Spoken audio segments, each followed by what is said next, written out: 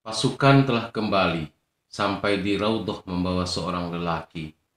Tak pernah kecut menghadap ilahi. Sampaikan pada tanah Zabid dan Manhaj, kalian telah kehilangan Abu Thur, sang pemimpin perang telah syahid dan tersungkur.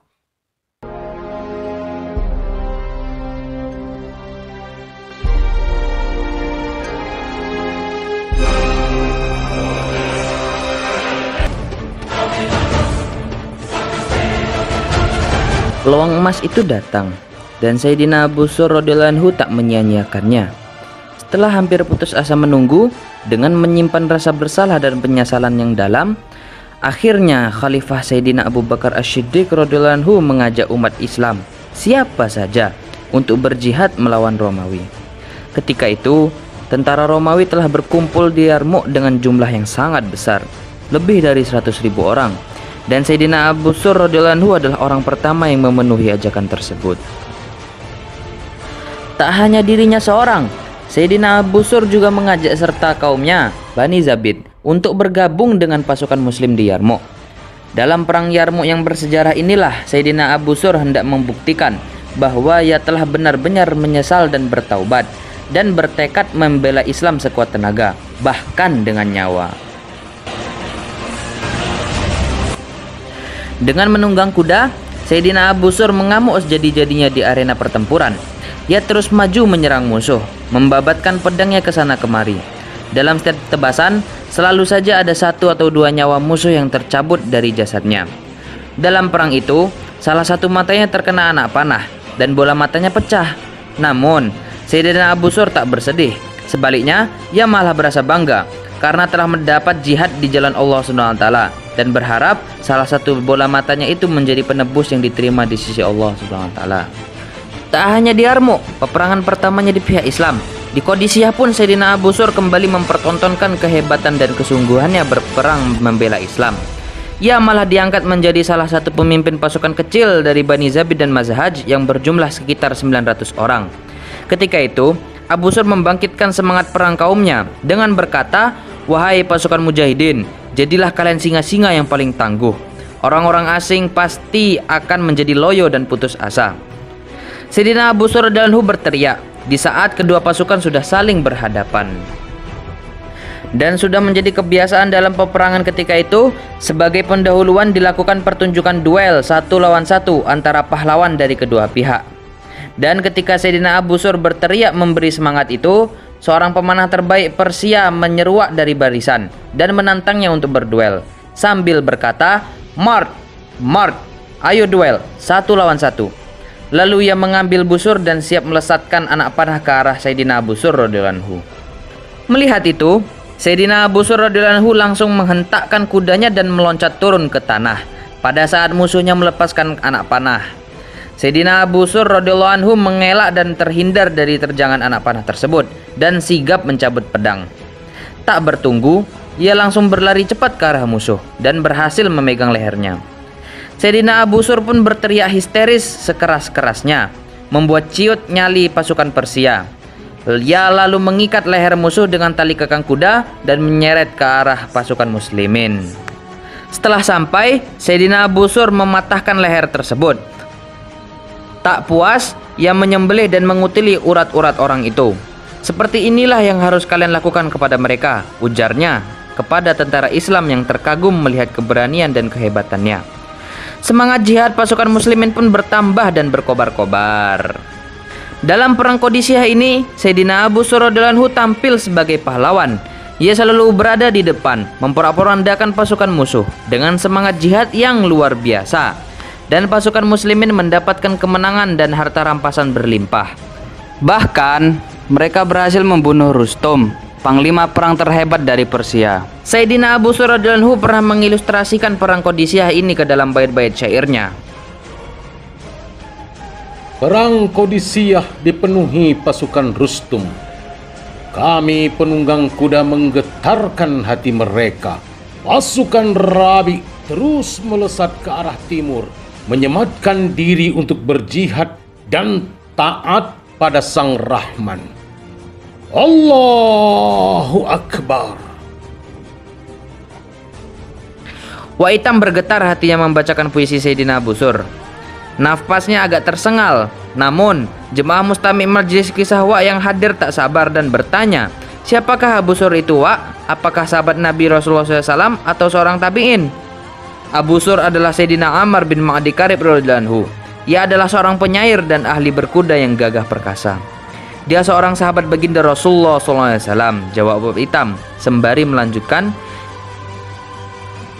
iman di dada belum seberapa. Namun, Sayyidina Ammar bin Ma'di Karib radhiyallahu anhu terlanjur berkeputusan kembali ke Yaman. Setelah berbaiat kepada baginda Nabi SAW dan menyatakan keislamannya di Madinah. Adalah Sayyidina Sa'ad bin Ubadah radhiyallahu anhu yang mengantarkannya di hadapan Rasulullah SAW, sahabatnya yang bermastautin di Madinah dan menjadi tempat persinggahan Sayyidina Ammar selama di Madinah. Ketika kembali ke Yaman, Sayyidina Ammar bin Ma'di Karib radhiyallahu anhu segera mempraktikkan ajaran Islam tersebut. Namun, karena ia tergolong baru mengenal agama Islam, ditambah latar belakangnya kehidupan yang selama ini bergelimangan kemewahan dan mengakar pada tata cara kehidupan jahiliyah, keimanannya pun mudah goyah. Meskipun ia selalu berpuasa dan melaksanakan sholat secara tertib, sebagaimana yang diajarkan di Madinah, sebelum ia kembali ke kampung halamannya. Dan pada tahun ke-10 Hijriah, tahun wafatnya baginda Nabi SAW, muncul nabi palsu di Yaman. Namanya Al-Aswad Al-Ansi. Orang yang bernama asli Ablaha bin Ka'ab bin Gaus ini berasal dari Kahfudan, Yaman. Ketika itu, gerakan nabi palsu Yaman ini semakin kuat dan mulai menguasai beberapa daerah, di antaranya Najran. Bahkan, Al-Aswad membunuh Raja Bazan dan mengambil paksa pemaisuri yang cantik untuk menjadi istrinya. Melihat itu, beberapa muslim golongan elit Yaman menduga dengan berkekuatan besar yang dimilikinya, tentu Al-Aswad Al-Ansi akan menguasai jazirah Arab. Maka mereka pun bergabung dengan nabi palsu Al-Aswad Al-Ansi, memilih menjadi murtad. Satu di antaranya adalah Sayyidina Ammar bin Ma'di Karib. Ketika itu, ia ditunjuk sebagai pembantu Al-Aswad di Mazhaj. Namun, masa jaya Al-Aswad Al-Ansi tak bertahan lama. Khalifah Sayyidina Abu Bakar As-Siddiq radhiyallahu anhu mengirim Sayyidina Muhajir bin Umayyah radhiyallahu anhu dan pasukannya untuk menumpas habis pasukan murtad yang dipimpin Al-Aswad Al-Ansi di Yaman ini. Mendengar itu, Sayyidina Ammar bin Ma'di Karib membuang senjatanya dan bersembunyi di rumah dalam keadaan takut dan menyesal.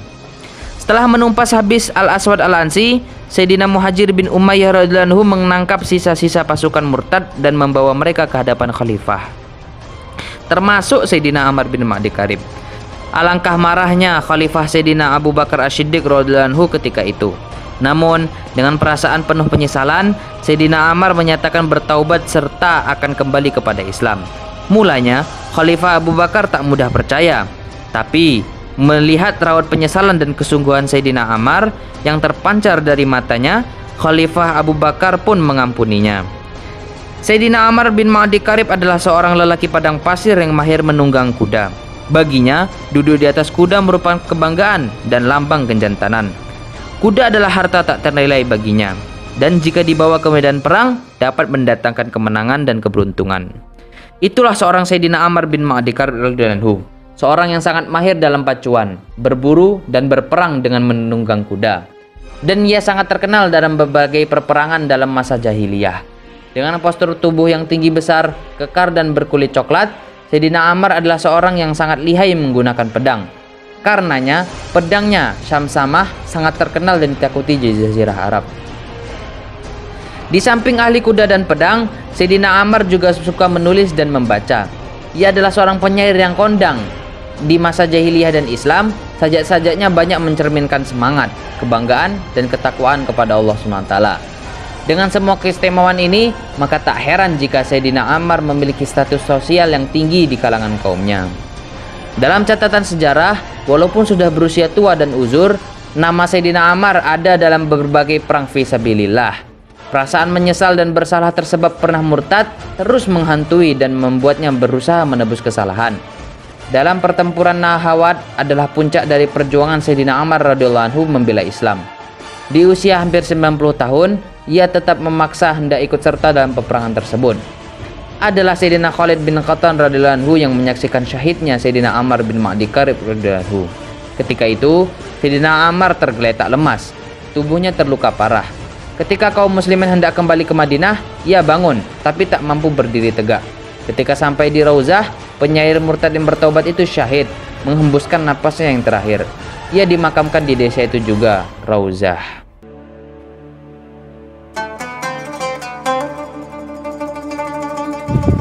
Inna lillahi wa inna ilaihi raji'un.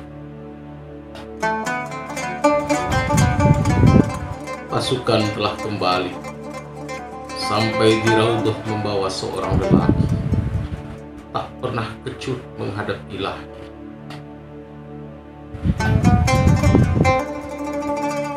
Sampaikan pada tanah Zabid dan Mazhaj,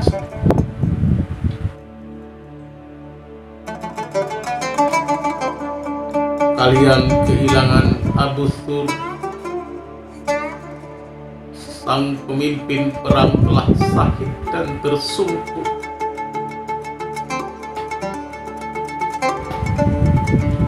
Inna lillahi wa inna ilaihi raji'un. Dari kelopak mata Wa'itam mengalir air, terus bergulir menelusuri pipi. Jemaah mustami' pun juga, bahkan ada yang terisak dibuatnya. Cukup lama semua jemaah yang hadir di Surau Abdul Wahab malam itu hanyut dalam perasaan seperti itu. Dan karena tak suka dengan suasana tersebut, Wa'itam menutup majlis dan bergegas berlalu dari sana. Wallahu a'lam.